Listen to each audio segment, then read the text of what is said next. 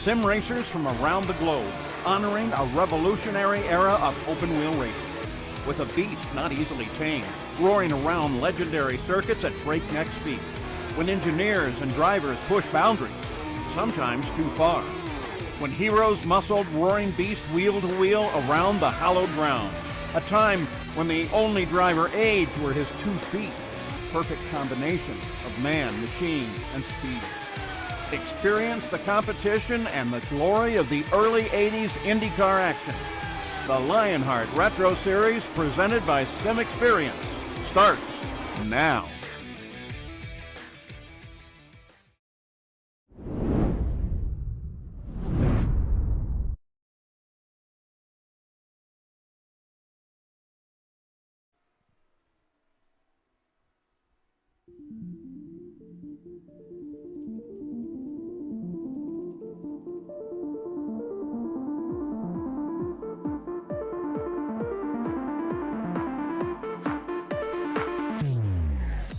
With 4 races left in the 2021 Lionheart Retro Series, the series touches down at the home of British motorsport for the very first time.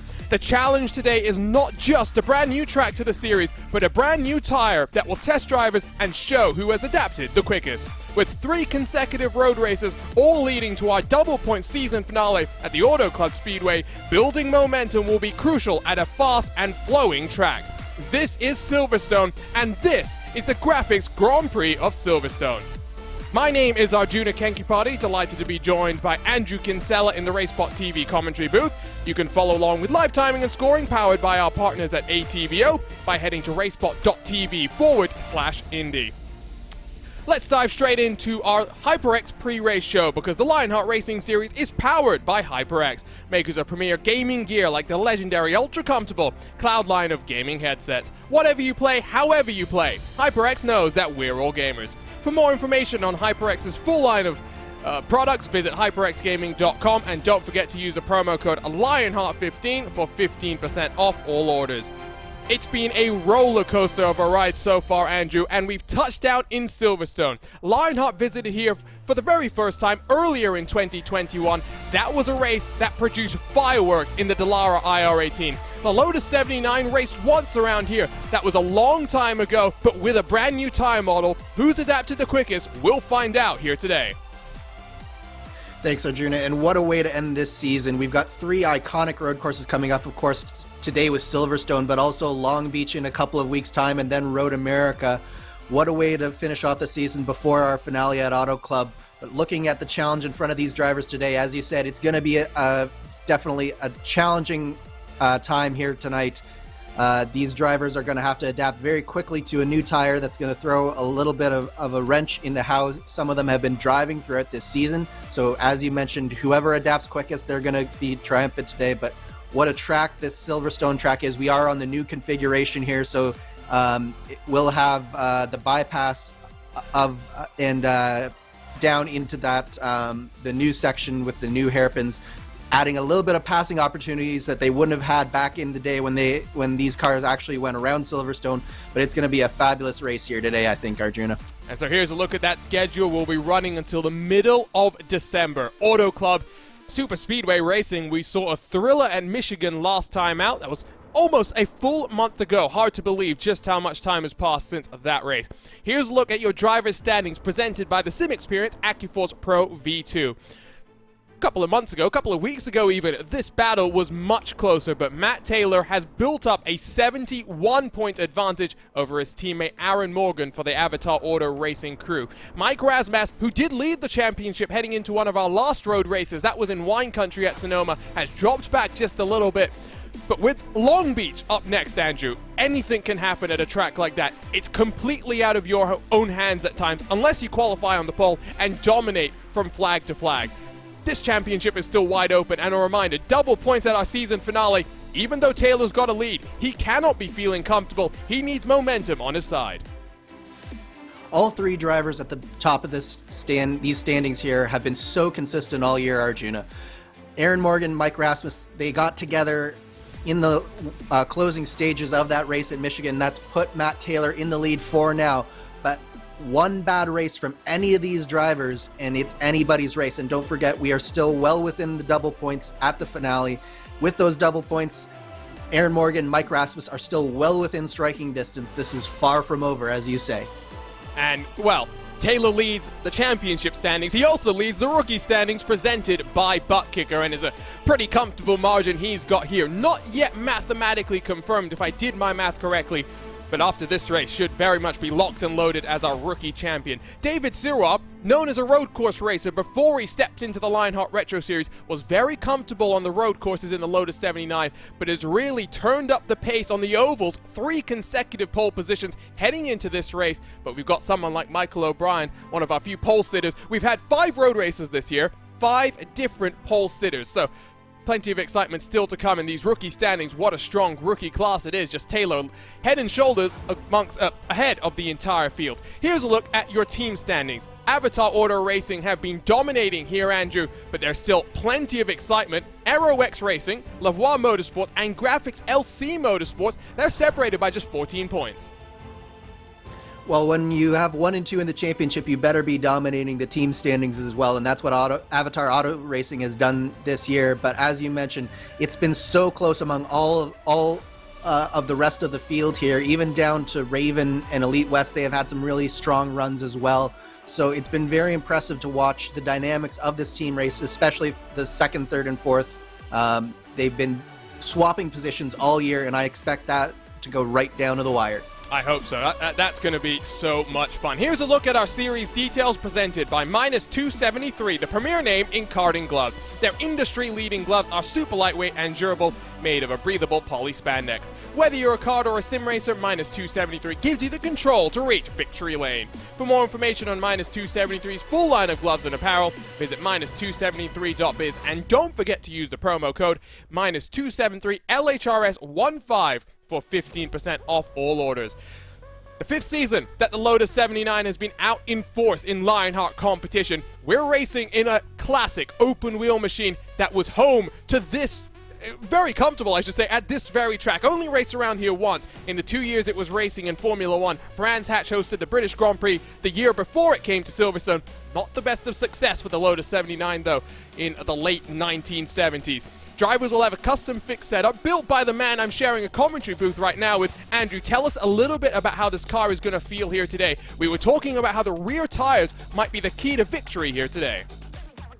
Yeah, so with this latest tire update that iRacing has put out, the balance on the car has changed fairly significantly.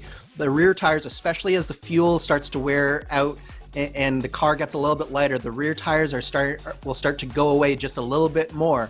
There's more front wing in this car because of the balance shift, so that that compounded with the way that the tires go off makes for a very happy rear. So we could see a few mistakes here today from the drivers, especially if they haven't gotten all their practice laps in. But I expect that the top 3 in the championship will have been practicing very hard, and none of them can afford any of those mistakes. So it'll be interesting to see how particularly those 3 will adapt to this new tire and this setup here tonight. Should be noted as well that Ryan Otis, the defending series champion, has been making an assault on the Lionheart IndyCar Series. We've only seen him on a couple of occasions. He did take pole back at the Canadian Tire Motorsports Park. He returned here today. Can Ryan Otis be the class of the field and potentially play a little bit of spoiler in the championship hunt? Of course, everyone chasing Raven Motorsports Black in the team championship. Does look as though Avatar Auto Racing will become the new team champions. The first trip to the home of British motorsports for this Lotus 79. As mentioned, we saw the Dallara IR18 and the Lionheart IndyCar Series come here earlier this summer. Plenty of drama all the way to the line in a race that Adam Blocker, the Lionheart King, came out on top. The new challenge, a new tire model. Drivers have had a full month since the last race to prepare, but the question will be who has prepared the best, who has adapted the quickest. It's a 29-lap race. Fuel window anywhere between 14 and 15 laps, Andrew, so we don't necessarily think that fuel saving is going to be required, but fuel saving could maybe get you into some clean air. Strategy might still be vital to a trip to HyperX victory lane. Absolutely. Just because this is probably a one-stop race doesn't mean that it's going to be an easy one-stop by any means. I think that what you're going to see is a number of different strategies open up in terms of, exactly as you say, the timing of the pit stop. It's going to be very important for these drivers to maximize their time on low fuel. And that could mean for some of these drivers extending it just a little bit longer and potentially doing an undercut. And so we'll have to see how that turns out as this race unfolds. And so 4 races left to go. Can Matt Taylor put one hand on his Retro Series championship that is waiting for him? Well, we'll wait and see. And remember, 5 different races, 5 different poles. Sage Karam, the only repeat road course winner so far. Looked at one point as though Karam's would be odds on for the title, but he had to bow out earlier this year. 4th different road course winner, that's what we're in for. Or will we see Aaron Morgan and Mike Rasmussen become just the 2nd driver to win multiple road courses in 2021? Here is our venue today, Silverstone Circuit and the modern configuration. Just over 3.5 miles, under 6 kilometers in length for 29 laps of action. It's fast and flowing at times, but that new section that's been added, Andrew, through Abbey, into Farm, and into the arena section, very slow, very technical, and given how much power is on tap here, right foot traction control, I wonder how comfortable some of these drivers are feeling. Yeah, your right foot is going to be so important through there today, Arjuna. There's multiple lines that you can take through that sort of switchback in the arena section, and we saw it to great effect in that battle between Adam Blocker and Josh Chin in the IR18. I suspect with these slightly slower cars, it's going to be even more easy for some of these drivers to maybe chuck it down the inside of that turn 3, turn 4 area, and I think that that's going to be one of the key areas of the track to master if a driver is going to be successful in victory lane at the end of tonight. And so here's an aerial overlook at the track itself. Drivers underway for qualifying. They'll get the track all to themselves. Just under 4 minutes left on the clock, as you can see, top left portion of your screen. The time's already coming in thick and fast. It's Mike Rasmussen who's put it on provisional pole. Plenty of excitement, plenty of time for things to shake up here. I tell you what, we're going to take a look at a lap around this track. We'll wait and get that lap on board with Ryan Otis, the defending series champion. In your mind, though, Andrew, there are plenty of passing opportunities here. Where would you want to get the move done? How would you set it up here at Silverstone? Yeah, I think that the number one passing opportunity is definitely going to be into that arena section. But as you mentioned, there's a number of different places that they can attempt to move here. I'm looking at the end of that sort of infield straightaway at Brooklands, turn 6. That's going to be one area to watch out for. Stowe is another area where if you get a good enough drive through Maggots and Beckett's and Chapel and down that hanger straight, you might be able to just get a big enough draft. And then, of course, Vale, where we saw that calamity on the final lap of the IR18 race, that is going to be another zone to look for, because that is probably the biggest braking zone on the track after that arena section, and there might just be some desperation moves late in the race again today. I think Calamity's underselling the drama that we got, but let's run around then. Silverstone with your defending champion Ryan Otis through the final corner, building up the power. Don't go too far wide. You will get an off-track penalty here on the iRacing service, but throw yourself into turn 1. Flat in other cars. Is it flat for Otis? It is, but then he has to lift off because he misses the apex, understeers wide.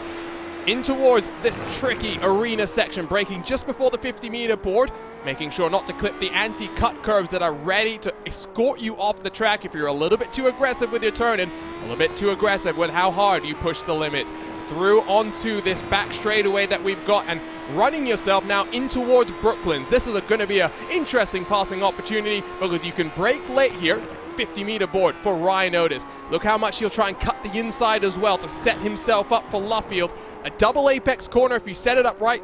Look at Otis yawing on the steering wheel as he gets the power down. Rear end very, very happy to slide it around if you're not too careful. Cutting yourself to the old pit straight here. This is now flying into the old turn number 1, Cops Corner, seeing a plenty of dramas. Ryan Otis has to turn in twice, pushes himself wide, but not going to get that off-track penalty that's ready to greet you on the outside of the corner. Now into the fastest and funnest corners on the track. Maggots and Beckett's. Look at Otis, foot to the floor until he gets to the second one of those corners.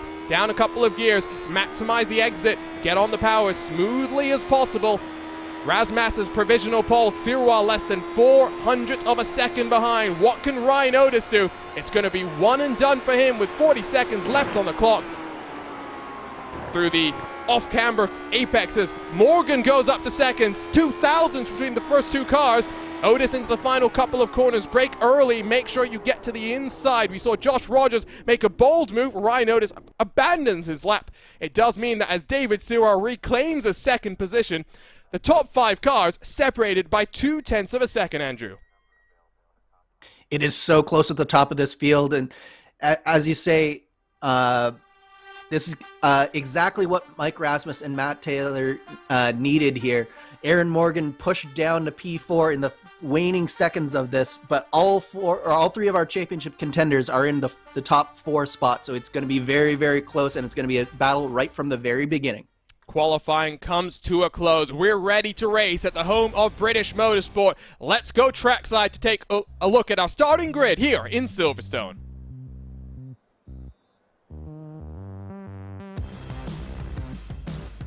And so here is your butt kicker starting grid. The first repeat pole sitter on a road course. It's Mike Rasmus looking to bounce back after a couple of disappointing races. He won last time we went road racing at Sonoma, but 7 thousandths behind is David Sirois, still searching for his first Retro Series win. Matt Taylor and Aaron Morgan, 1 and 2 in the championships. The teammates line up alongside each other on row number 2, with Michael O'Brien making it 3 of the Avatar machines in the top 5. David Rodriguez has been incredible so far since his debut midway through the campaign. Already 2 victories to his name. Can he make it a consecutive string of wins? He'll start on the outside of row number 3. Christopher Reagan and Isaac Snyder in 7th and 8th positions, with Chris Fowler and Ariel Alanis on the edge of the top 10. Trevor Malone in his teal number 34 car will be alongside Jean-Francois Matt for Lavoie Motorsports. Alex Guyon right behind his teammate in 13th alongside Ricky Harden, hoping not to be hard in the wall here today. DJ Clark alongside Robert Mikes, row number 8. Nick DeGroot and Craig Forsyth, 17th and 18th positions, while Ryan Otis, Richie Hearn, no qualifying lap time set for them. Tyler Graff will be up in race control, not out there on the track here today.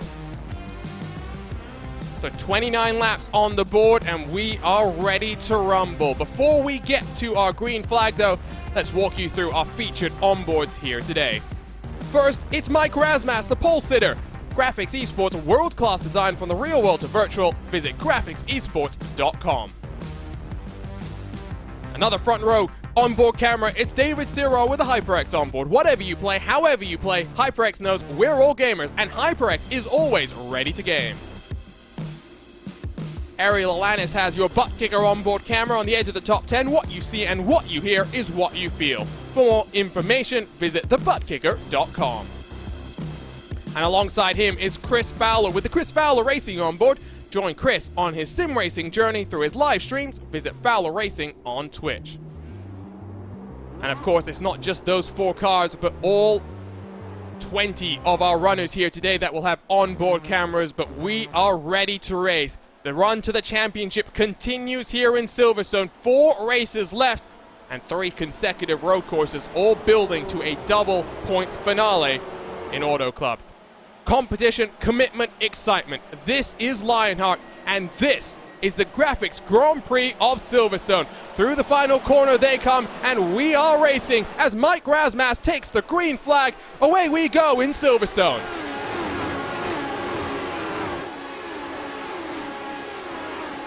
It's a good launch from Rasmus. Sirois gets a good launch as well. Morgan cycles in front of Matt Taylor. That is crucial. A couple of cars pushing the limits, almost 3 wide on the entry into the arena section. It's a bold move from David Rodriguez, who's looking to the inside of Michael O'Brien. Reagan wants to take advantage. Snyder, though, is going to set the run up onto this back straightaway. Gets a little bit squiggly. Fowler down his inside. Clean start to this race, Andrew. Oh, look at that, though. Fowler very, very wide. Avoids doing a Kimi Räikkönen. Still pointed in the right direction. We had a few cars on the exit of the arena section there go a little bit wide. Ricky Harden nearly got sideways there, but up front, it is looking really good, especially for Mike Rasmus. He's already starting to pull ahead just a little bit on the other competitors, but great start from Aaron Morgan. It's exactly what he needed. He got in front of his teammate. This is exactly where he needs to stay for the rest of this race, especially with his rival for that second spot in the championship right now, Mike Rasmus, leading the race. exactly what Aaron Morgan needed to do. I wonder how much mental focus is going to come into play here, because it's a very tricky car to manage, and especially when it gets lighter, it does tend to become a little bit faster, Andrew. That's what we've seen in prior years here in this Lotus 79. How has that changed, though, with this new tire model? It definitely still does get faster as the run goes on, especially these tires do take a few laps to really heat up and come into their own. So the first few laps especially, you're going to notice these times pick up faster and faster and faster. So that aspect of this car does remain the same, but it just has a little bit more grip at the beginning, so it is a little bit better in that. You can see that these guys are racing really tight here, and that is a little bit because of this new tire model is making it just a little bit easier to get around people right now. Lap 1 in the books. Razmas leads. Cyril, Morgan, Taylor, and O'Brien the top 5 positions. Snyder and Reagan have been dueling back and forth, but Snyder with a good move around the outside of Stowe Corner. His off-camber can be very tricky to pinch down on the inside, but the pink and white gets it done. The purple and silver relegated then to 8th position. 20 drivers. It's our smallest starting field so far in 2021, but still lots of excitement with some of the fastest drivers that we've seen over the course of the season. We saw, of course, Richie Hearn with a superb pole position back at Phillip Island. He's all the way down in 19th position. Gives you an indication of just how strong this field can be. Of course, Hearn did not qualify, but maybe that was a mistake in qualifying. Ariel Alanis feeling the pressure from Trevor Malone. Maloney looked pretty strong this past Monday until things came unstuck with an untimely caution for him in the Lionheart Speedway Series, Andrew. Yeah, it was an unfortunate incident for a number of drivers in that Speedway Series. Strategy really played a big part in that race, and a great win from Alexis Newsom to really assert her dominance and her authority, I should say, on the championship in the Speedway Series. But here in the Retro Series, completely different animal from Richmond. Of course, no cautions here on a road course, so these drivers don't have to worry about that. But despite the fact that there are no cautions, even this early in the race, we are seeing that there's still very close action throughout this field. Some cars trying to break away, but just not really working out as through the final corner, Ryan Otis really looking for the limits of the track, and iRacing has an automated race control system that's always monitoring your willingness to follow the rules, as it were, and there's a bonus point on offer for drivers who manage to stay within the bounds of the track, so always important to keep your eye on that because it will determine, get an extra point. David Sirwell last time around, fastest lap of the race, it was a 1:49.082. Have a feeling that's going to get quicker and quicker, though, as we continue to run.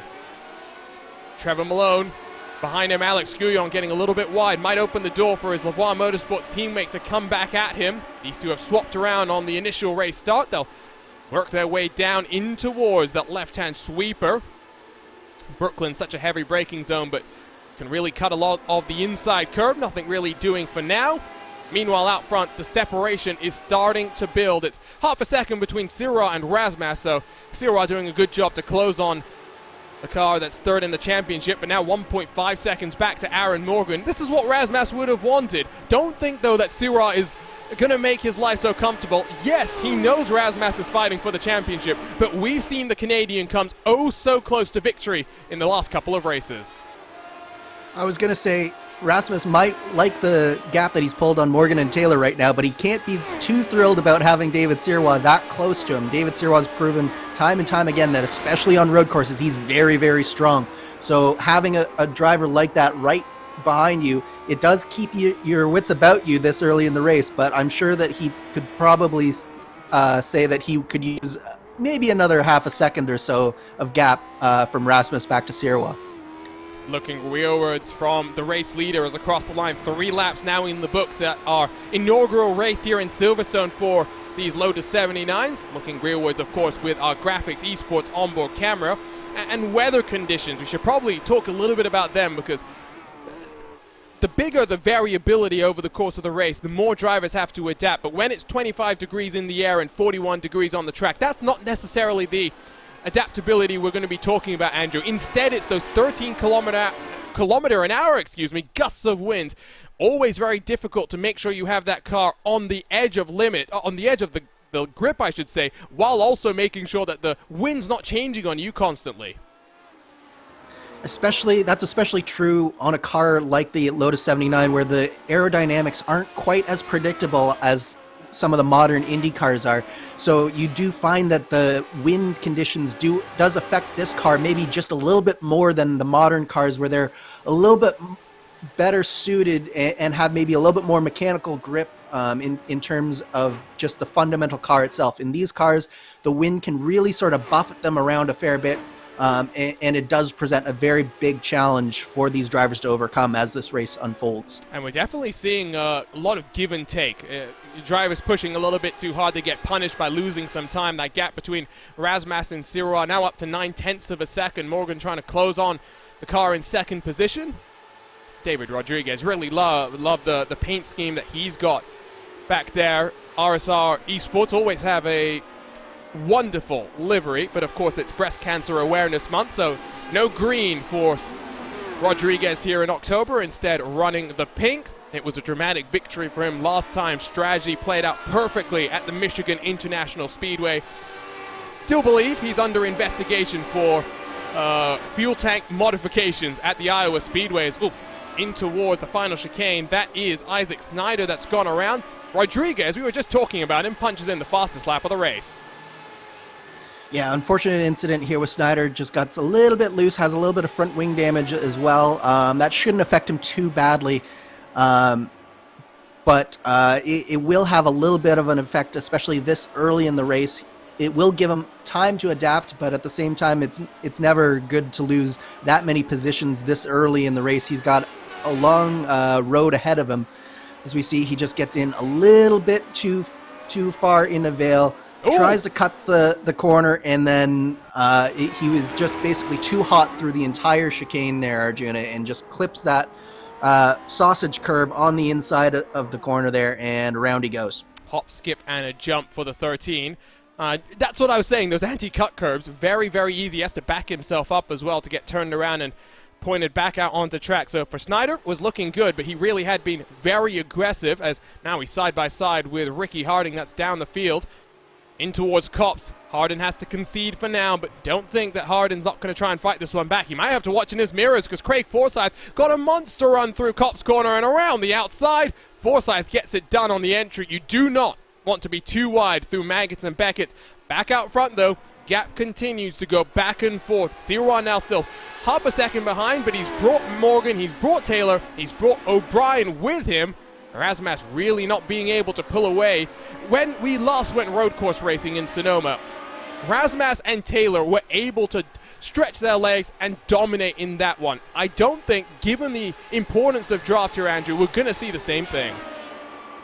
Draft is very important, and the other thing that's very difficult about Silverstone is making sure that you're hitting your apexes lap after lap. It's very difficult, especially on some of these apexes. If you miss the turn-in by a matter of inches, you can find yourself 2 or 3 feet away from from the apex by the time you get to it, because especially like at turn 6 here, as we watch them come down this straight, it's a very, very late apex, late turn-in. So if you're just a little bit off on that turn-in, you can find yourself losing 2-3 tenths of a second even through that corner. So what you're going to see is just lap after lap, it's very hard to be as consistent as you need to be to go fast. So the gaps will fluctuate a lot between these top drivers here.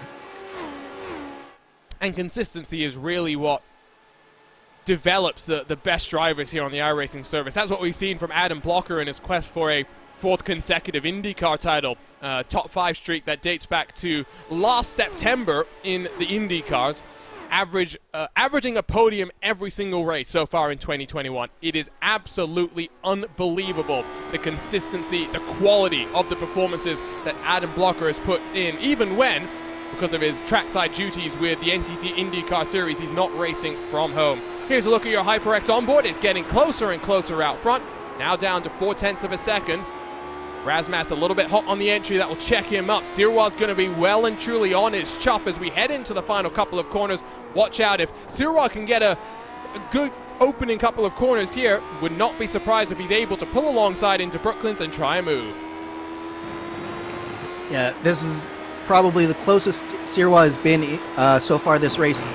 Within 4/10 of a second now, and he is really closing in on the back of Mike Rasmus. I have a feeling that it might not happen this lap, but within the next couple of laps, you're going to start to see Mike Rasmus sweat just a little bit more, and David Sirois just cranks up that pressure. Should also be noted that Ryan Otis has been on a charge, +7 so far today, already in 12th. He's about 12 seconds behind this leading group of cars, so after not sending that qualifying lap, I wonder if because he's just here for some fun, elected to bail out and to work his way up through the pack and really challenge himself and build some racecraft, because these cars are a wonderful tool to build up your ability to set up passes, to work wheel to wheel. That gap now between Morgan and Sirois once more just growing and creeping upwards. They're starting to build a buffer to O'Brien and Rodriguez behind. The fastest lap has been trading hands back and forth. Last time around it was Matt Taylor with a 48.727 that took the fastest lap, and based on our timing screens, I believe Taylor is half a second up on his pace so far, so might even be going faster. So interesting to see just how quickly these cars are burning off the fuel and going faster and faster. This time around, Sirois loses out through Maggots and Beckett, but Taylor gets a great run down the Hangar Straight, just a little bit too far as they climb their way up into Stowe. No lead changes so far. I get the sneaking suspicion Rasmus is feeling comfortable enough. We might have to wait till the pit cycle to see an actual change for the lead. Yeah, I think that not only is Rasmus feeling comfortable, but I think all four of these drivers right now are sort of comfortable with how this is going right now. If I'm Matt Taylor, I'm thinking, I don't really need to pass Aaron Morgan at this point. I don't need to take a risk because I can see the leader. He's less than a second and a half in front of me. So as where Matt Taylor is in the championship right now, he's got to be thinking, just put in these laps, save some fuel, save the car. This isn't the time to be pressing too hard. Save that for later in the race. And as long as he's in contact with Mike Rasmus, that's job done, at least for the beginning of this race. Ryan Otis punches in the fastest lap. This time it's a 48.684. 4 cars out front, separated by 1.5 seconds. Michael O'Brien needs to get a hurry on, otherwise he is going to be left back in the pack. Should be noted, Nick de Groot not been enjoying the best of days so far. He's down on pit road, electing to come down, and might be day done for the motorsports.com editor. For de Groot, we've seen him in action as well in speedway competitions. As up and over, Isaac Snyder gets mixed up once more, but it's the GSRC commentator DJ Clark that goes up and over Isaac Snyder. Yeah, that was a big incident there between DJ Clark and Isaac Snyder. It looks like DJ Clark, I think, lost it first. It looks like he had a little bit of damage, maybe from a previous off. Coming through Woodfield here, he goes to turn into the corner, loses the back end, and Isaac Snyder nowhere to go. He tried to go around the outside. Clark rolled back. Snyder nowhere to go, and unfortunately that's even more damage for Isaac Snyder. So watch here, you can see he's already a little bit loose, but then as he comes through the corner trying to get the power down, not much Snyder could really do there, and fortunate that DJ Clark didn't land on Snyder. Of course, that's where the aero screen would have come in very effective.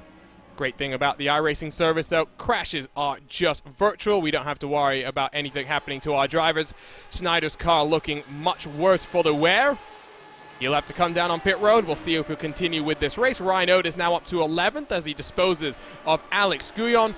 Last time around, Taylor went even faster, a 48.543. That is about a tenth and a half faster than Mike Rasmus out front, but given the gaps that we're seeing, Taylor's going to have to push just a little bit harder to try and make something happen, but you'll see these 4 cars really have compressed up. If you're Taylor here, I know you said that you're somewhat content. How aggressive do you want to go, knowing you do have a full race victory between you and the rest of your championship rivals, Andrew? I think rather than aggressive, I'm looking to be opportunistic, Arjuna. I think that's the right word for the mentality Matt Taylor has to have. He has to be ready, especially because Aaron Morgan will be looking to try and get around David Sirois as soon as he can, get up into that second position and really attack Mike Rasmus. But that also will open up Aaron Morgan to potential errors and give the opportunity to Matt Taylor as we see him get very close through Maggots and Beckett's here. And this might actually set up a move here. I think he was a little bit too close, almost ran into the rear heading into the final part of that chicane at Beckett's. And had to wait to get the power down. Morgan holds on for the time being.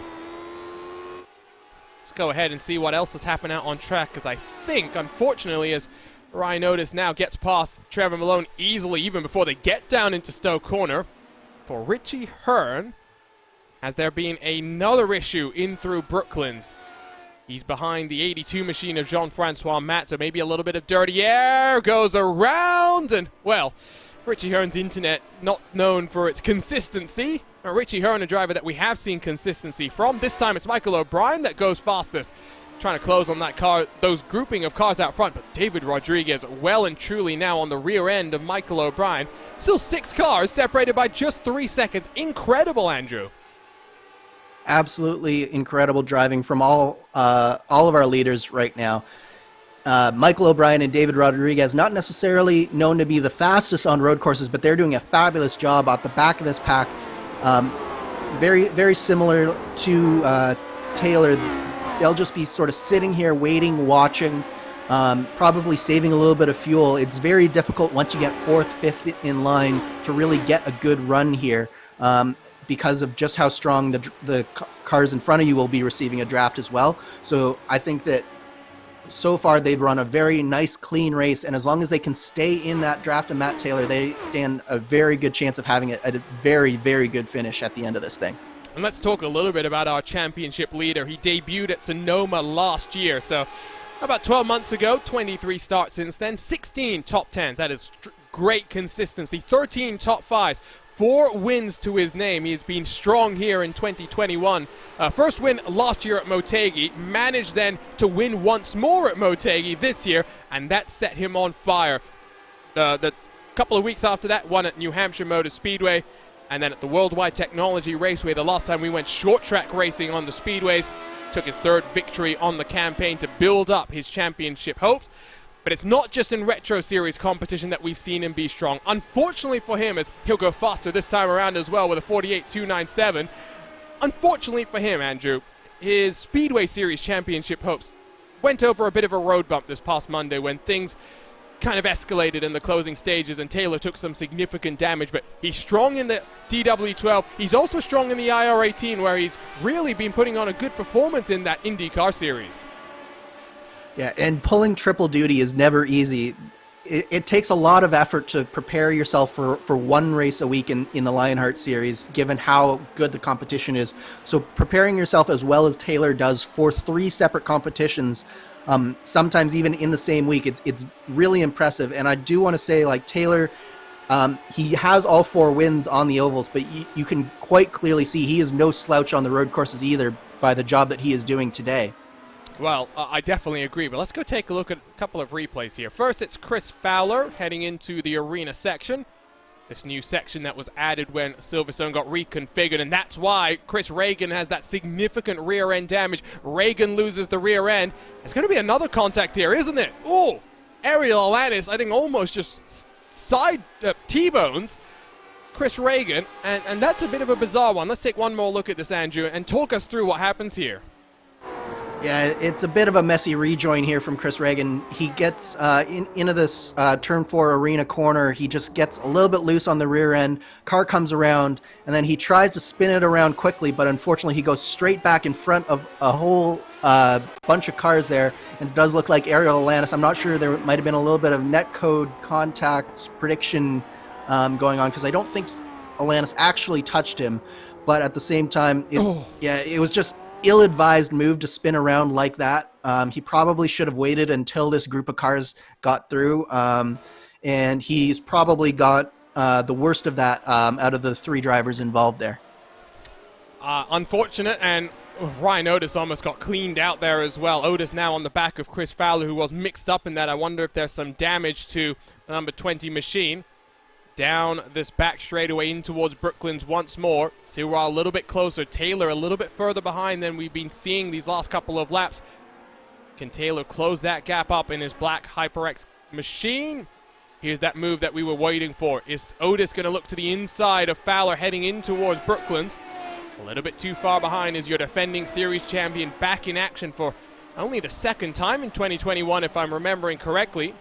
Chris Reagan, Trevor Malone squabbling behind as they'll be side by side in towards turn 6 and through Luffield as well. Malone on the inside gets the power down very smoothly, gets the move done as well. Meanwhile, to the inside, Ryan Otis trying to get it done through Kopp's corner. Fowler almost runs into his rear wing, but Otis gets the move done.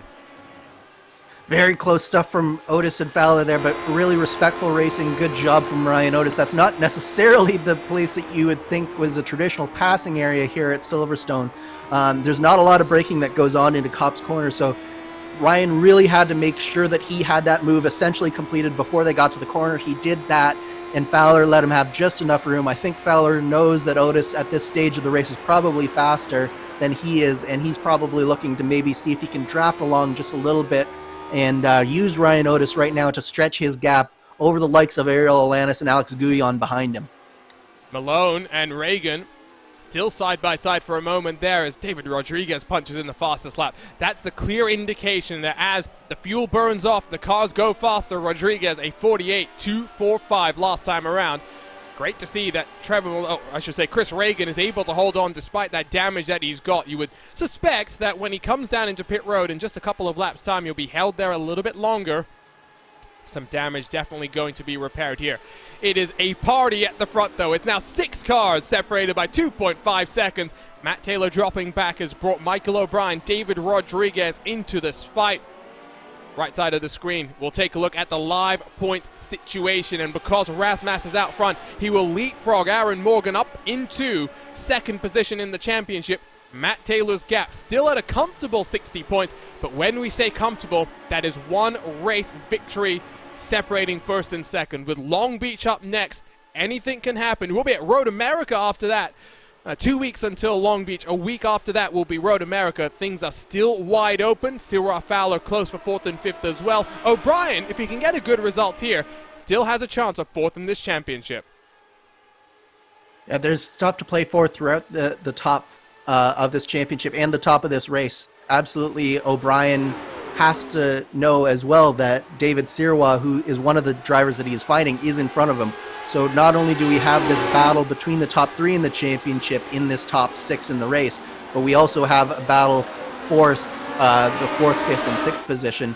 And Fowler definitely not having the race he needs, given how well Sirwa and O'Brien are doing. Some great camera shots courtesy of Dougie Beard as David Rodriguez faster once more, a 48.080. We've been burning off the fuel now almost 1 second quicker than when we started this race. Aaron Morgan almost knocks down David Sirwa's rear wing. He's setting up the move coming out of the arena section. Can he get the power down nicely? Yes, he does in the draft, and now working themselves down this Wellington straight. Sirwa's going to try and cover him off. Can Morgan lunge to the inside? He's going to think better of it. But now sets up in towards Luffield. This is some great respectful racing. Question is, when will fireworks go off here in Silverstone? Remember, 14 to 15 laps the fuel window with a 29-lap race. You want to try and extend your run to at least lap 15, maybe even longer if you can try and get some clean air. We know you go faster the less fuel you have. And because these were bias ply tires, you do not expect drivers to be changing tires in the pit road.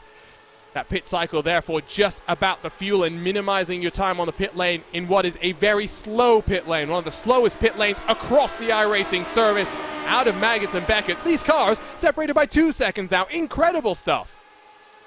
Absolutely incredible action. You can see even amongst this group here as well, Arjuna, these guys are trying all sorts of different lines to try and maybe get just that little bit of advantage, get that little bit closer, a little bit more air on their wings.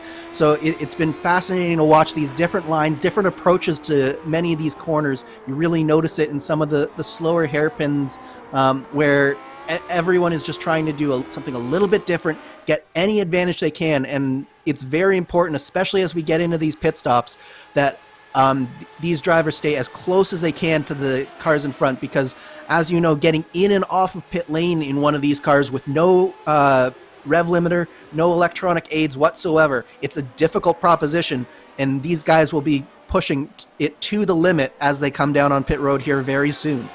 Ryan Otis almost does a 1:47 6,000ths off as a 1:48.006, our new fastest lap of the race. DJ Clark becomes our second retirement. Isaac Snyder the first 6 laps ago. In towards turn 6 for what might be the final time in this first cycle of the race. Sirwa all over the back of Razmas. Razmas has led, not uncontested so far, but unchallenged at the front. Sirwa hasn't thrown any wild and bold moves. Will things change this time around? If you're one of these drivers, Andrew, if you're Matt Taylor, for example, do you have enough fuel to try and go one more lap? The overcut, I think, really will be strong here. Yeah, I think if Taylor's been smart, he does have another lap of fuel in him. But it really is, in this car, very dependent on that right foot of yours. So if Matt Taylor has been a little bit too heavy on that right foot, he might not have another lap in him. But if he has been smart and has just been easing off the gas and using the draft to great effect, then he very well could have that advantage of going one lap further than the rest of his competitors. Here we go. We're about to find out. To the right they go. 1, 2, 3, 4, 5, and 6. All down onto pit road. Can they do it safely? No, they can't. Morgan runs into the back of David Sirwa. Question will be, is there damage to Sirwa's machine? Will he also get a speeding penalty from having increased his speed as a result of the contact?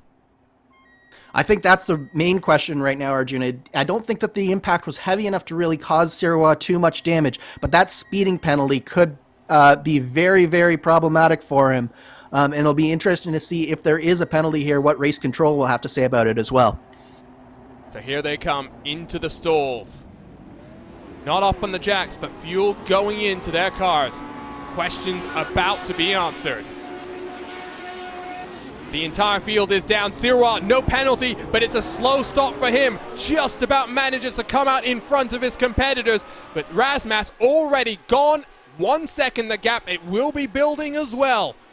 They'll come into the arena section. Their tires will be a little bit colder. Is this the opportunity for Morgan to cycle in front of Sirwa? Get the power down nicely out of the arena section. Sweep your way through turn number 5.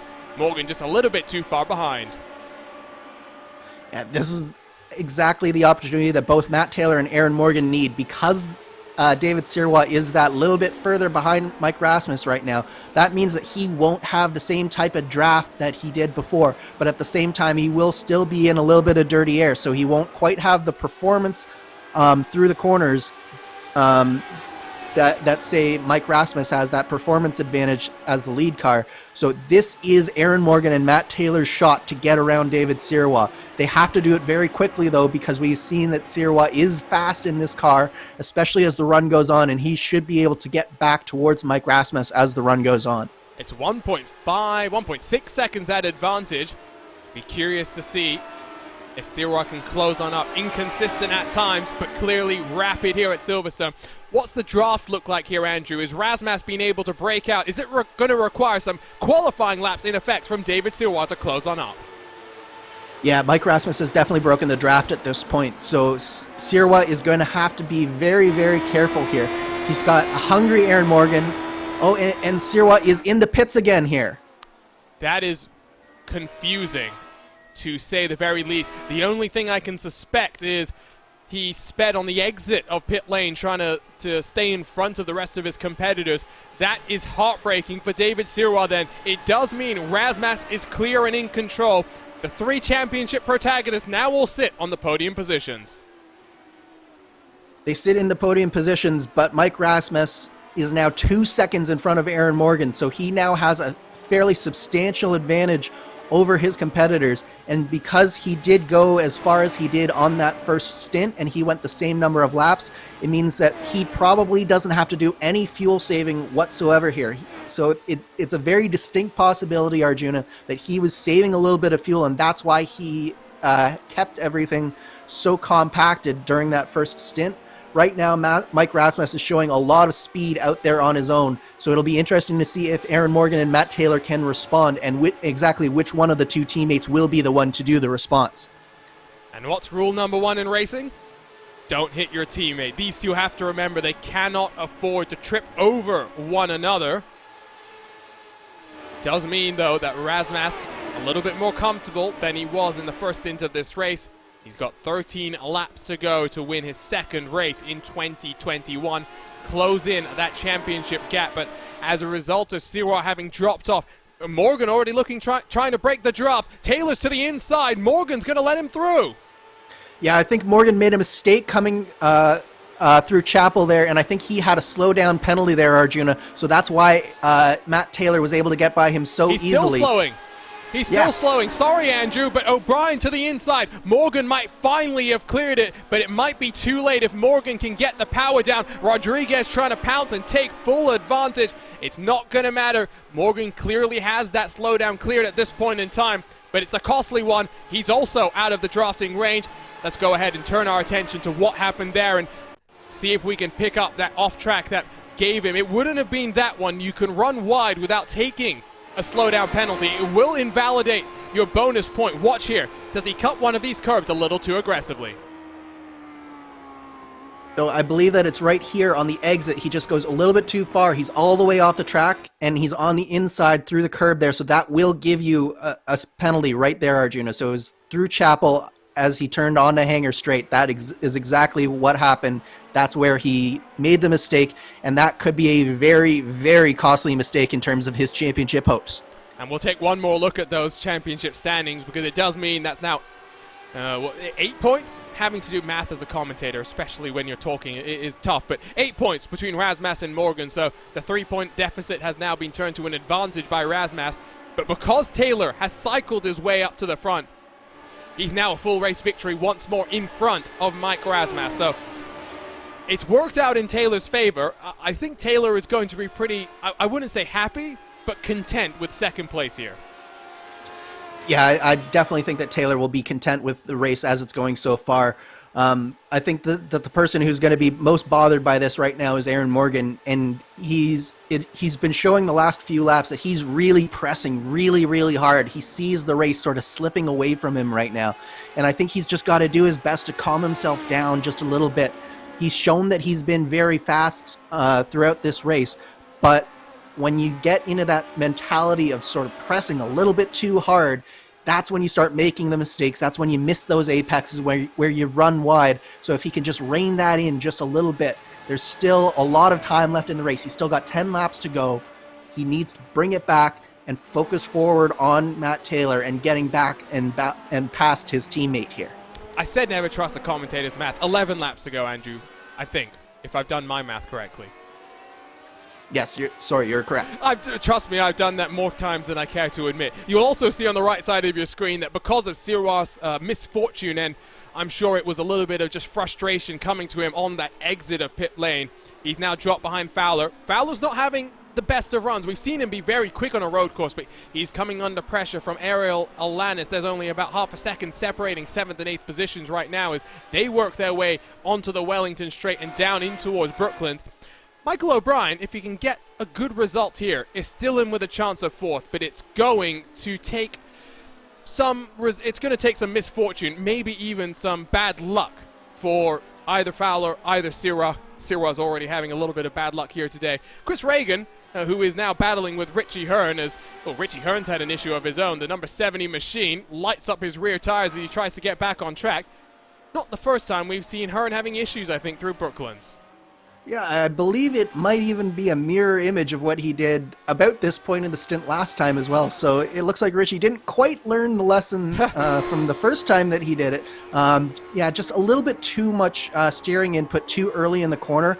It upset the back of the car, and just around he goes. This time he wasn't able to continue quite as quickly as the last time. I believe he actually went out of it pointed straight last time. But yeah, it's very easy to do in this car because the steering is very direct, and so if you go a little bit too hard through that corner, it's very easy to do what he did. So definitely not something to be ashamed of for Richie, but it has put him behind the 8 ball a little bit. Clearly it's your fault as the builder of all things setups here in the Lionheart Racing Series. 10 laps to go in Silverstone and the inaugural race for the Lotus 79s in the Lionheart Retro Series. Don't go anywhere. More action here to come on RaceSpot TV.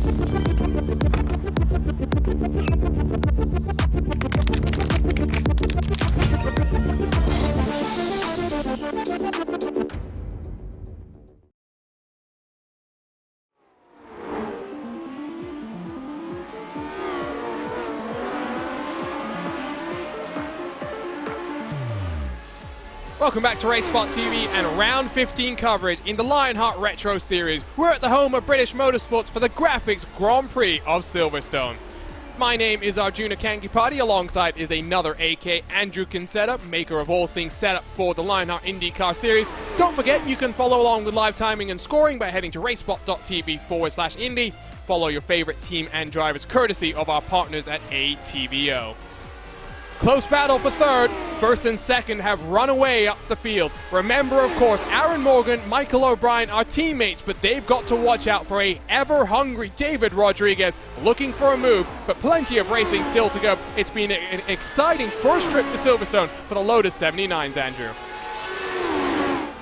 The action has been fast and furious on this track. It's been so close throughout this entire race, and these three on screen right now, Aaron Morgan, Michael O'Brien, and David Rodriguez, they have been in the thick of things throughout this race. Unfortunately for Aaron Morgan, I don't think that this second stint has gone the way he's really wanted it to go. He's now 6 seconds back of the leader, Mike Rasmus, 4 seconds back of his teammate. So this isn't the second stint he was hoping for, as I think we just see a pass.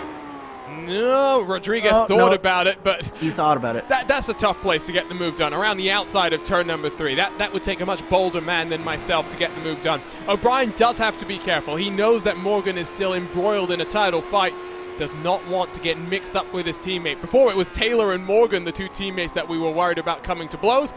This time it's Morgan and O'Brien. Different lines being taken. That's the beauty of this car and the racing that we've seen so far. O'Brien gets a great run, though, out of Luffield onto the former start-finish straight. He's going to cut the track as aggressively as he can. He'll look to the inside, in towards Copse Corner. Side by side they run. O'Brien going to try and go to the inside, but around the outside, Morgan holds on strong. Rodriguez wants to pounce and take full advantage. He'll come to the inside of O'Brien. No changes, but plenty of excitement. Very nice racing from all three of them. I think that O'Brien was probably being a little bit too cautious there, not wanting to get into his teammate and affect the championship fight, and it put him right into the clutches of David Rodriguez, and David Rodriguez is not done with Michael O'Brien right now, Arjuna. Up the hill in towards Stowe. It's off camber, very tricky. You can see pushing wide, trying to make sure they don't run that little bit too wide, get that off-track incident that would deprive them of a potential bonus point. Deep under the brakes for David Rodriguez. We've seen cars go airborne already from those anti-cut curves, so these drivers have to be very, very careful coming in towards the closing stages. I should also note that we have seen here on the iRacing service some rather bold moves down into that final complex in through Vale and Club Corner. I distinctly remember at the end of last year, the undisputed king of all things sim racing, Josh Rogers, threw it 3 wide on Graham Carroll and Max Benecke. I still don't believe how he got it done. He knew somehow, mystically, that Carroll and Benecke were going to come to blows. Rogers to the inside. Rogers took $12,000 home as a result. These three drivers, though, putting on just as much of a show for us here. Incredible stuff. And at one point, it baffles my mind that we saw 6 cars, Andrew, 6 cars separated by just 2 seconds. Yeah, it was really incredible racing, seeing all those cars that close on the track. It's very, very, very difficult to be that close for that long. You're under a tremendous amount of pressure, especially if you're in the middle of a pack like that. You have pressure in front of you and behind you. You're trying to put the pressure on the car in front of you, force them to make a mistake, but at the same time, you can't be the one making the mistake because the car behind you will pounce. Just like we saw David Rodriguez get so close to Michael O'Brien through that corner there, just simply because O'Brien let off a little bit early through Copse, and it's put Rodriguez right there. So just one small mistake can result in a pass in a situation like this. So you're basically on pins and needles the entire time when you're in a pack like this. I do think as well we're on course for our shortest race in 2021 in the Lionheart Retro Series. This race is flying on by. This time around, I think it's going to be 6 laps to go. Great camera shot as through the final chicane. Avoid that anti-cut curb with all your might. Mike Rasmus out front and in control. First driver to pop below the 1:48. Incredible. A 1:47.983. It's only 1/10 faster, though, than Matt Taylor. So both of the championship guys out front putting on a show. Morgan knows he cannot afford to make any sort of a mistake Last time around for Morgan, it was a 48.728, almost a full second slower than your race leader. At one point, Morgan, 2 seconds back. He's now 8 seconds adrift. If I'm Rodriguez, I must be starting to get a little bit frustrated here. Absolutely, especially with the 2 teammates in front of him. I think he knows that O'Brien isn't trying too hard to get by Morgan. He knows that O'Brien maybe take the opportunistic move, like we saw him trying to Cops the one time, but at the same time, he's really not putting too much pressure on Aaron Morgan right now. So David Rodriguez knows that if he wants to get further up in this race, he's not only got to get by one Avatar driver, he's got to get by 2 at this point. So he's been very good through Cops, and Michael O'Brien, that's his weak spot. So what David Rodriguez has really got to do is nail Maggots Beckett's through here and really have a good exit through Chapel and on a hanger. And one of these times, I think Rodriguez is going to take advantage of Michael O'Brien's weakness through that part of the track. But he's running out of time. Laps are ticking away, just about 30 kilometers left for these drivers. 4 races to go, 3 after this one. It is 3 consecutive road courses. 2 weeks from now, we'll be racing on the streets of Long Beach. That is going to be absolutely chaotic. And given that we've seen pack racing with this Lotus 79 on speedways, as Matt Taylor goes faster this time around, it's a 47.829. Given that we've seen pack racing, I still think that Long Beach is going to be the most chaotic race we've had here in 2021. Especially with the new tire model and the rear being so lively, you have to be inch perfect on a street circuit to get the maximum time. So these drivers will be pushing the limit to the max, but with a tail-happy car that with this new tire model that it seems to be, it's going to be a very strong test of all of these drivers' mettle, and it will be very interesting to see who takes the risks and who goes for that big reward, but potentially also takes a big loss as well. I do wonder, Andrew, how this car is going to race at Long Beach, given that it derives most of its aerodynamic performance and indeed most of its speed with ground effects. Over the bumps at Long Beach, you will see that ground effect getting disrupted quite a bit. So it's going to... This car always keeps drivers on its toes. I think that's an understatement. But Jean-Francois Matz had a bit of a tumble. I think this is through, and yeah, it's through the arena section. Long Beach is very much going to keep the drivers on their tippy toes and waiting almost for the inevitable disaster. Here was disaster for the Lavoie Motorsports car. Oh, Alex Guyon almost ran over his teammate there, who goes sideways and spinning around. Yeah, Long Beach is definitely one of those tracks where it's not a question of if there will be an incident, it's a question of when and how big the incident will be. But at the same time, it's a really fun track to drive. The nice thing about Long Beach is you do have that really long straightaway where this car will be able to stretch its legs just a little bit. At the same time, because of how much downforce it's probably going to have to run there, the top speed won't be too hard, but the draft, won't be too high, but the draft will be in full effect there. So I think that you're going to see some very spectacular passes going into turn 1, especially in 2 weeks' time at Long Beach.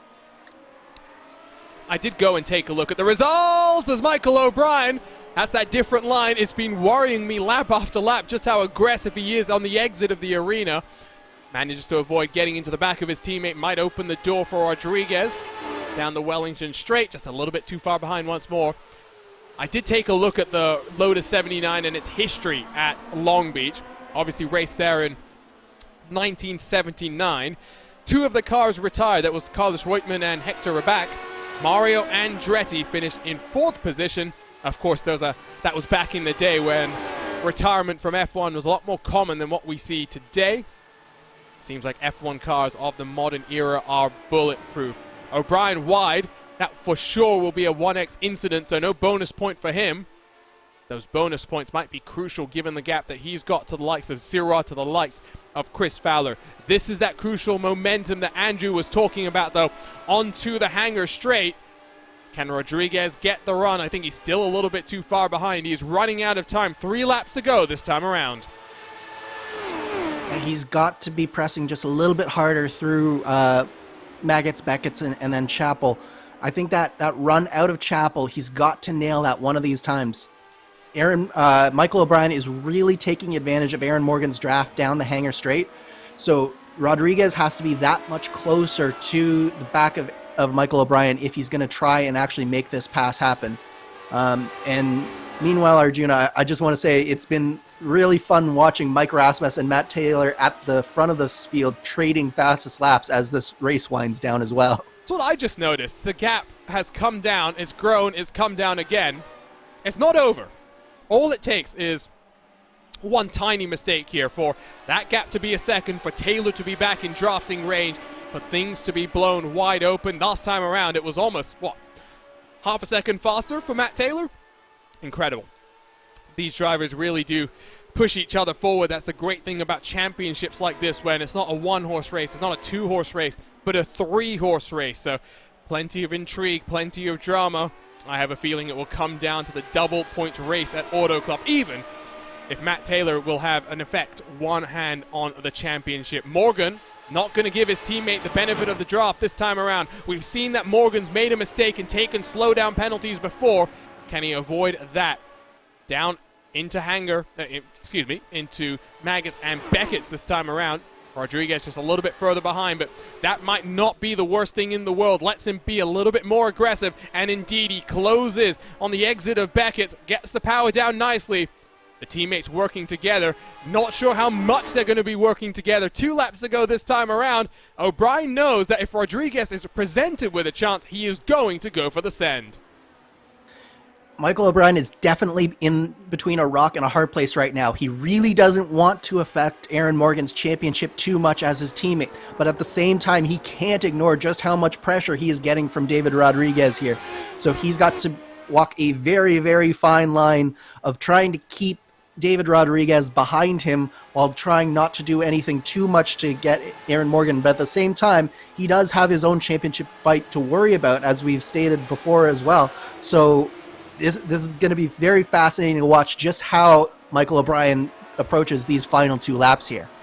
And so as they come out through the arena section onto the Wellington Straight, let's take a look at that point standings and the way it's shaking up right now. It's closed slightly between Taylor and Rasmus. It's not closed enough. Morgan has dropped down to 8 points behind as things run. Fowler has cycled in front of Sirwa after Sirwa's misfortune on pit exit. Still only 4 points between the two of them. O'Brien only 13 points further back. Don't count out Chris Reagan if double points goes his way. Anything is possible, and that's what's so wonderful about a double points finale. It's also a slightly longer race on December 16th to close things out in Fontana, California. White flag about to be in the air. Rasmus last time around went faster. It was a 47.688, but doesn't count as his fastest lap of the race because he strayed a little bit too far. Abused track limits, got that 1x incident point, that crucial incident point that removes a bonus point away from him as well. O'Brien's close enough. O'Brien to the inside, heading into Stowe. Morgan once more defends the outside line, but it's off camber. O'Brien almost washes up into his teammate. Here comes David Rodriguez. He'll look to the inside as they head into that final chicane. Last of the late breakers, and there's contact. Up and over goes Michael O'Brien. David Rodriguez into 4th. That was very, very close between all 3 of them there, and unfortunately Michael O'Brien gets the worst of that one. Basically, this all started back in Stowe, Arjuna, with O'Brien just wasn't quite assertive enough when he made that move. It checked him up coming down into Vale, and David Rodriguez tries to make the inside work. He goes down, and there's just not enough room. 2 cars into one. It's one of those things where, because the track turns so quickly there, it's very easy for 2 cars to just have a little bit of a miscommunication. Rodriguez pushes just a little bit wide on the exit, and O'Brien almost over top there. Yeah, and lock up on the left side front for David Rodriguez. That's what pushes him wide, and that's why Michael O'Brien will be feeling rather frustrated. I think that is a bit of an understatement, especially since he lost another position. Ryan Otis coming through across the start-finish line. They were side by side. Otis got the move done heading in towards turn number 1. Great drive, by the way, from our defending champion, back in action in 2021. For only the 2nd time, worked his way from the tail end of the grid up into a top 5 position. But out front and untouched here in Silverstone, he's led from the green flag to the checkered flag. Mike Razmas wins for the second time in 2021. It's his second win on the road course. Razmas conquers Silverstone. He wins the GraaFix Grand Prix of Silverstone in dominant fashion. An incredible drive from Mike Razmas, and Matt Taylor doing exactly what he needed to do, coming across the line in second place here, Arjuna. This is exactly the type of race that Matt Taylor needed. His teammate had a little bit of misfortune there, and he finishes in third place for Aaron Morgan. But the top 3 in the championship, 1, 2, 3 in the race, but Mike Razmas is the one cutting into Matt Taylor's lead ever so slightly. Great race, and hopefully Silverstone now a fixture on a Lionheart IndyCar competition because, well, Lionheart IndyCar, Lionheart Retro, all Lionheart competitions, because both races have delivered some drama. This maybe not drama for the race victory like we saw in the IndyCars, but the championship fight has taken another twist, another turn on the run to Fontana, California. 29 laps flew on past, one of the quickest races we've seen in 2021. We were racing for less than 60 minutes time. The Lotus 79 was home at Silverstone. It put on a show. Started with 20 cars. We finished with 17 still out there and circulating. Wait for the final cars to come across the line. But when you think about the setup that these drivers had, Andrew, what do you think about the way that it actually played out, the way it raced? We thought that the rear tires would be tricky. Certain drivers proved us wrong, Richie Hearn on multiple occasions, but ultimately, when someone like Richie Hearn has issues with a car like this, a car that he would be intimately familiar with given his real-world American open-wheel career, it shows just how much of a challenge this Lotus 79 is. I think it shows what a challenge this car is, but at the same time, it also shows just how good the talent is at the top of this series, Arjuna. The top 6 for so long in this race were within 2.5 seconds of each other, and we saw some great battles, really close racing throughout the field. I think this tire does allow you to follow just a little bit closer, and it produced a lot of great battles. We saw even in the closing stages that 3-horse race for third place. That was incredible to watch, and I think that this car and this tire and this setup produced an excellent combination here today.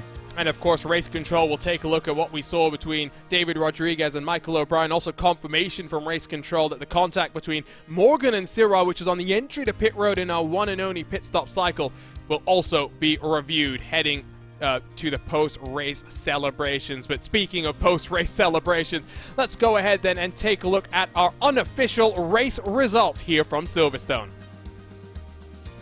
So here are these Carnox race results, and it was GraaFix, LC Motorsports, and Mike Razmas that dominated in Silverstone.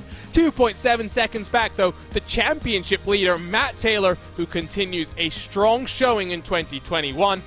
He's looking comfortable, but Long Beach up next. How comfortable can you be heading to the chaos of the streets?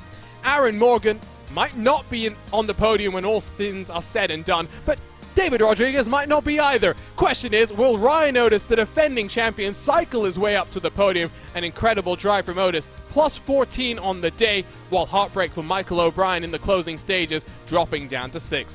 Chris Fowler had a steady day to finish in 7th alongside Ariel Alanis. Alex Guyon made his way through the field, but his teammate David Sirrah will be heartbroken. Pit road penalty, speeding on the exit of pit lane.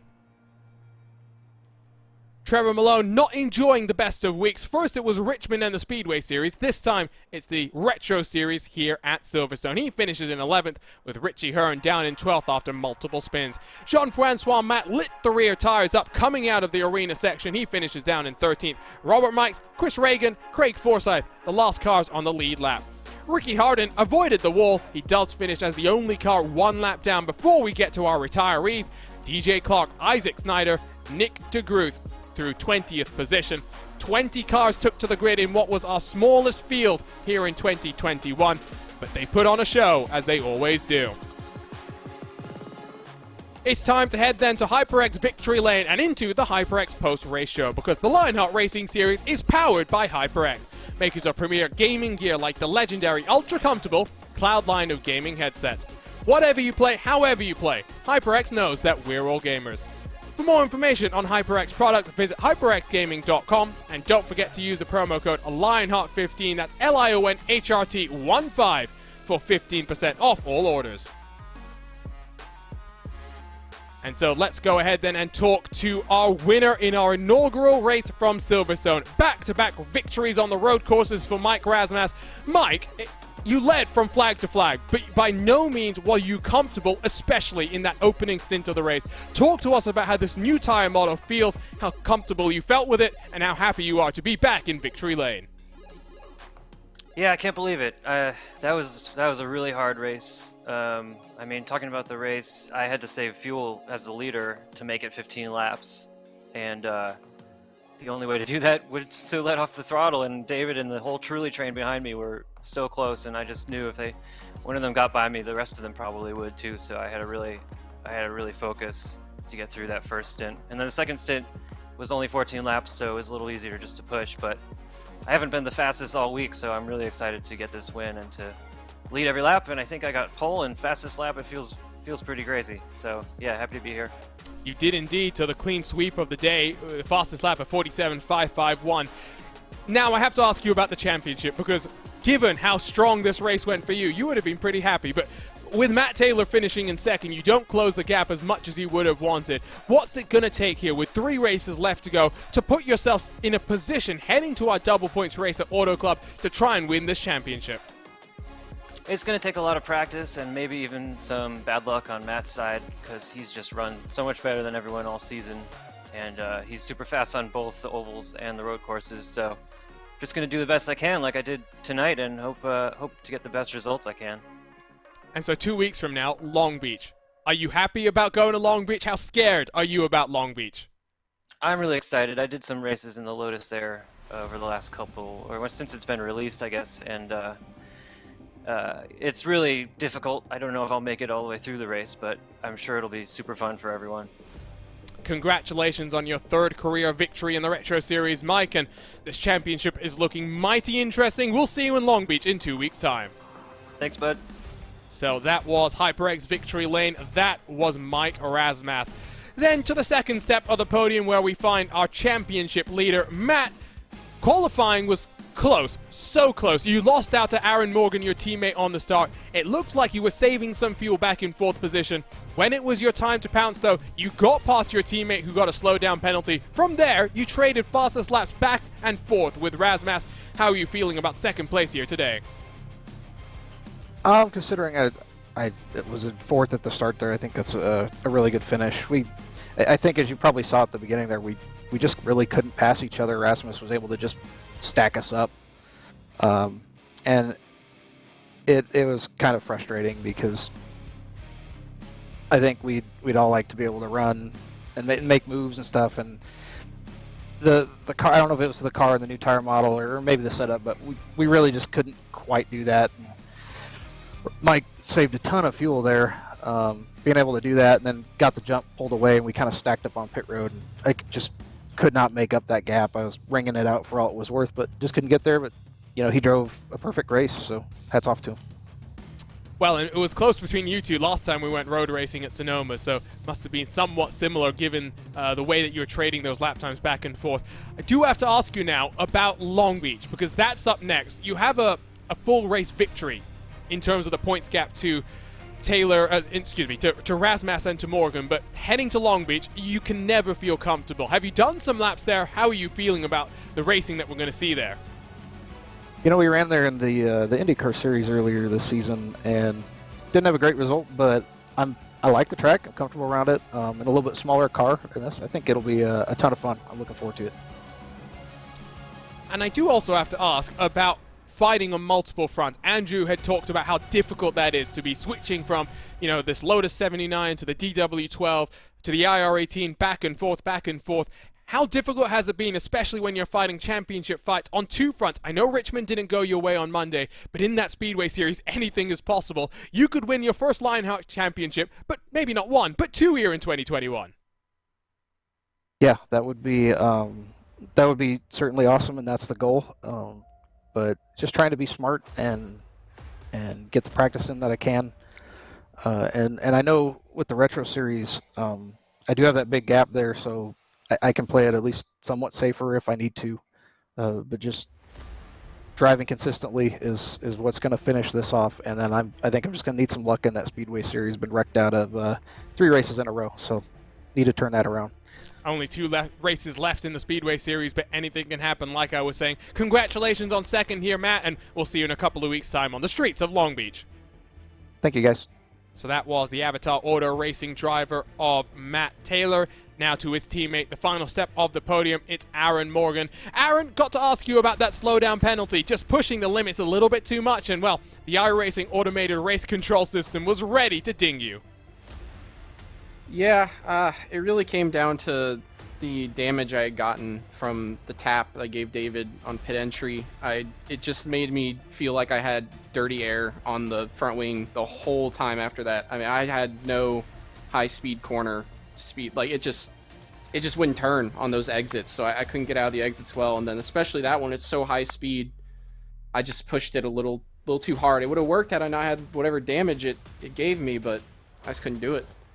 And talk to us then about that pit road entry, because it's so difficult. This is one of the slowest pit roads across of the iRacing service, and you're coming in at a pretty hefty rate of not slamming onto the brakes. 6 cars in a line as well. Did you just misjudge the braking zone, or was there some dirty air as well that affected how the car was performing under the brakes? I think it was just, it's really hard to say. It's just a stack up, and I thought maybe David would be a little more aggressive on it, get a little bit closer. I know if I hadn't hit him, I was going to get hit just as hard by Matt behind me. I mean, he got, I can't believe he didn't. I didn't feel anything. It was so close. It's just unfortunate. It's just difficult. You know, we're all that close because we couldn't pass, but we could just keep up. And it was unfortunate. Unlucky. Well, 3 races left to go. Long Beach, Road America, and then to Auto Club. What are you looking forward to close this season off? Still a chance of the championship, but I think it's fair to say the way that Avatar Auto Racing has been going here in 2021, the way Matt Taylor has been going in 2021, you're going to have to almost wish for bad luck for your teammate to be in with a chance, which I know you don't want to do. Yeah, we've been in that situation for at least a couple races now too. It's just, I've put myself in a deeper hole with this one. I don't really think it's possible anymore. I think I can, of course, go out there and keep trying as long as there's a mathematical chance, but it's hard. I guess my goal now is I just want to at least get another win on the season. I think today was a day I should have won, and I just didn't do qualifying right, because that whole first stint I felt like I could go so much quicker, and then the second I had damage and I couldn't do anything. Well, unfortunate for you, Aaron, but as always, strong on the road courses. 2 more left to go before our double point finale. I'm sure you're not thrilled about this 3rd place finish, but congratulations on it nonetheless, and we'll see you then in a couple of weeks' time from the streets of Long Beach. Yep, thank you so much. So that was Aaron Morgan to complete our post-race interviews, our podium coverage as well. Well, Andrew, first trip to Silverstone, it did not disappoint, but now I am so looking forward to 2 weeks from now when we go to California, we go to Long Beach, back to the US. So much excitement for what is going to be a thrilling race, 64 laps. It is not just the battle amongst these drivers, it's the battle of man versus machine versus the track itself.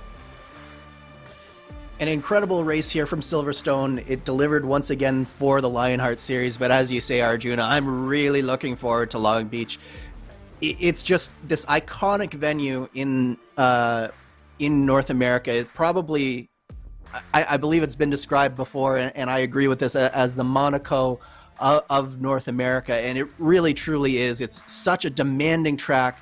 So the barriers are so close to the track and the racing line, and you've got to be inch perfect, and these championship contenders have been for much of this season, but they're going to have to do it one more time when it counts at a track like Long Beach. It's going to be an incredible race to watch. And the one saving grace, at least from my perspective, is it's not a full month's gap between our next races, just a couple of weeks before we go to Long Beach, and then 1 week before Road America. Then it is a full month, unfortunately, before our season finale, that crucial race at Auto Club Speedway. But this season has had plenty of twists and turns. I'm expecting no different with just 3 races left to go in an 18-race calendar. It's time to wrap up things here then from the home of British motorsports, but before we say goodbye, let's take the time to thank the various partners that make all of this happen. The SimXperience AccuForce Pro V2 is the premier professional simulation racing steering system. The key to its incredible realism is the groundbreaking direct drive motor control system, providing a driving experience that's second only to the real thing. For more information on the entire SimXperience ecosystem, visit simexperience.com. The Lionheart Racing Series is powered by HyperX, makers of premier gaming gear like the legendary ultra-comfortable Cloud line of gaming headsets. Whatever you play, however you play, HyperX knows that we're all gamers. For more information on HyperX products, visit hyperxgaming.com and don't forget to use the promo code Lionheart15, that's LIONHRT15 for 15% off all orders. For sim racers, the buttkicker Gamer 2 or Simulation Kit adds the missing driver-to-car connection, bringing more realism to your sessions. By accurately responding to in-game audio, you can feel the track like never before, providing increased vehicle handling and faster lap times. Are you ready for the most immersive experience in sim racing? For more information, visit thebuttkicker.com and don't forget to use the promo code LION2021 for 20% off all orders. Minus 273 is the premier name in karting gloves. Their industry-leading gloves are super lightweight and durable, made of a breathable poly spandex. Whether you're a kart or a sim racer, Minus 273 gives you the control to reach victory lane. For more information on Minus 273's full line of gloves and apparel, visit minus273.biz and don't forget to use the promo code Minus 273 LHRS15 for 15% off all orders. Looking for entertaining sim racing content? Look no further than the DMLC Racing channel. Follow former Lionheart Retro Series Driver of the Year Mark Cohn's racing escapades as he battles for wins and avoids wrecks with cat-like reflexes, all while providing commentary sure to make you laugh, cry, or both. Follow along by subscribing to the DMLC Racing channel on YouTube and like his Facebook page at the DMLC Racing channel. And it's not just them, but so many more that make all of this happen. To learn more about the partners of the Lionheart Racing Series, visit lionheartracingseries.com and don't forget to stay up to date with all things Lionheart on social media across of Twitter, Facebook, and Instagram. ESTV has you covered for all your esports needs. Keep up to date with them and follow them across of the TV platforms they show their broadcasts on, and of course racespottv. To your sim racing action covered, hit that red subscribe button, hit the bell next to it to get notified every single time we go live with the great sim racing series that we get to cover. It will be 2 weeks before the Retro Series is back in action from the streets of Long Beach, but plenty more Lionheart Racing Series action is to come on RaceSpot.tv. Next Wednesday on November 3rd at 10:35 p.m. Eastern, 7:35 p.m. Pacific, the Lionheart IndyCar Series heads to Road America for round 20 of its championship. Adam Blocker is close to making it 4 consecutive championships in a row, but Connor Harrington wants to play the party pooper. Until then, though, on behalf of the entire team at RaceSpot TV, for Dougie Beard providing all of our cameras, for my co-commentator Andrew Kinsella, my name is Arjuna Kankipati. Congratulations to Mike Razmas, winner here at the home of British motorsports.